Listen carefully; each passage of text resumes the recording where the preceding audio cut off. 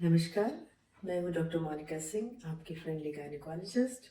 Last video में मैंने आपको बताया था कि आईवीएफ किन कंडीशंस में किया जाता है। आज हम देखते हैं आईवीएफ कराने के बाद अगर आप प्रेग्नेंट नहीं होते तो आईवीएफ असफल होने के क्या कारण होते हैं और इसमें आगे क्या डिसीजन लिया जाना चाहिए। देखिए, आईवीएफ एक पिनिकल ऑफ साइंस है, जहाँ पे means top most level of research, जहाँ पे एग को बॉडी से निकाल के स्पर्म को बॉडी से निकाल कर निषेचन किया जाता है, फर्टिलाइज किया जाता है एग को स्पर्म से और एम्ब्रियो बनाया जाता है। और जब ये एम्ब्रियो बन के रेडी होता है 2, 3 या 5 दिन का, तब इसको यूट्रस में ट्रांसफर करते हैं।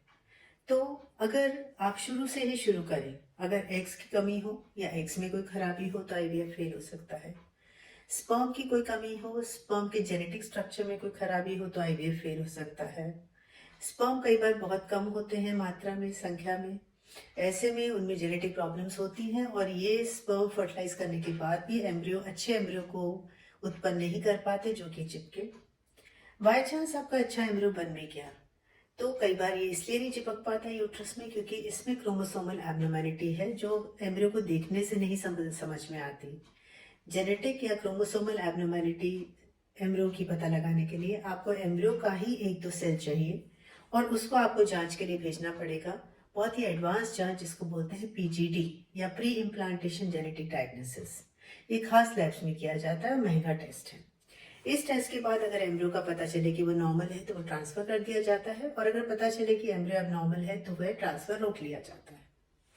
इसके बाद चलते हैं हम, एम्ब्रियो नॉर्मल निकला, आपने डाला उसको यूट्रस में, एम्ब्रियो ट्रांसफर किया और फिर भी वह बच्चा नहीं चिपका और पेशेंट का आईवीएफ फेल हो गया। इसका कारण हो सकता है यूट्रस में कोई प्रॉब्लम, खास तौर पे थिन एंडोमेट्रियम, मतलब एंडोमेट्रियम की जो लेयर है जिसमें बच्चा चिपकता है वो लेयर पतली है या अनहेल्दी है या इरेगुलर है या उसमें फाइब्रोसिस है, घाव है, कोई कमी है, कोई ऐसी गठान है यूट्रस में जहाँ पे बच्चा नहीं चिपक पा रहा, कोई ऐसी कमी है यूट्रस की लाइनिंग में कि वो बच्चे को ठहरने नहीं दे रही। ऐसी एक कंडीशन है एडिनोमायोसिस एंड एंडोमेट्रियोसिस। यहाँ सब कुछ ठीक होने के बाद भी कई बार एंडोमेट्रियम लाइनिंग में कुछ इन्फ्लेमेटरी मीडिएटर्स होते हैं। ये इन्फ्लेमेटरी मीडिएटर्स नॉर्मल प्रेगनेंसी में लेवल इनका कम हो जाता है जो कि प्रेगनेंसी को बढ़ने का चांस देता है। लेकिन अगर ये इन्फ्लेमेटरी मीडिएटर्स कम ना हो पाए, उल्टा प्रेगनेंसी के टाइम ये बढ़ने लग जाए, तब प्रेगनेंसी पनप नहीं पाती। कई बार ये देखा जाता है कि शुरू के दिन में तो प्रेगनेंसी चिपक जाती है, लेकिन जैसे ही 1, 2, 3 हफ्ते निकलते हैं तो या तो बच्चा बढ़ता नहीं है और बढ़ता है तो उसमें धड़कन नहीं आती या फिर अपने आप से ब्लीडिंग स्टार्ट हो जाती है। ऐसे प्रेगनेंसी लॉसेस को बोलते हैं अर्ली प्रेगनेंसी लॉसेस या वेरी अर्ली प्रेगनेंसी लॉसेस या रिकरेंट इम्प्लांटेशन फेलियर। इसके अलावा कई कॉजेज हैं जिसमें बच्चा नहीं चिपक पाता और प्रेगनेंसी फेल होती है। इसमें एक आता है ट्यूब्स का कॉज, हाइड्रोसेल्पिंग्स। अच्छे से प्रेगनेंसी इम्प्लांट हुई लेकिन हाइड्रोसेल्पिंग्स के अंदर कुछ ऐसा फ्लूइड है जिसमें कुछ केमिकल्स या खराबी हैं। ये एक स्थगित टाइप फ्लूइड होता है। तो ये फ्लूइड क्या होता है, हाइड्रोसेल्पिंग्स या ट्यूब से निकल के कई बार यूट्रस के अंदर प्रवेश कर जाता है, क्योंकि जो ऑस्टियम होता है जो यूट्रस और ट्यूब को कनेक्ट करता है वो ओपन रहता है।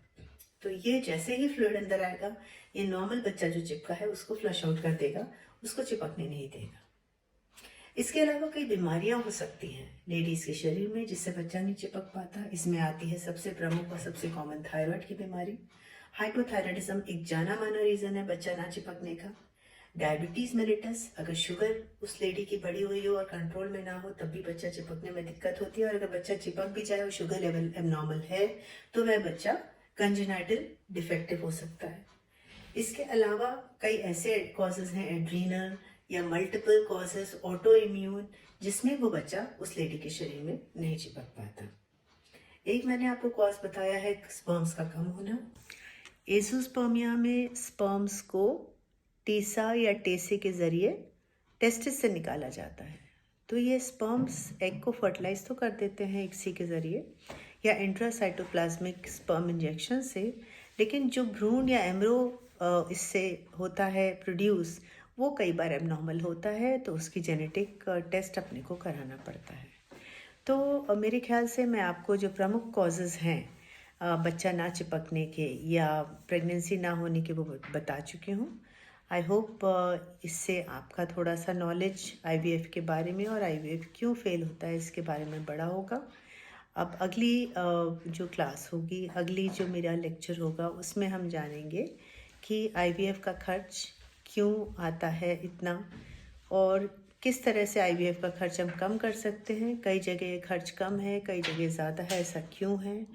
कौन कौन सी दवाइयाँ हैं जिससे खर्च बढ़ता है, कौन कौन से मेथड्स ऐसे हैं कि खर्च कम कर सकते हैं, और क्या कम खर्च में अच्छा आईवीएफ हो सकता है। Okay, take care, all the best.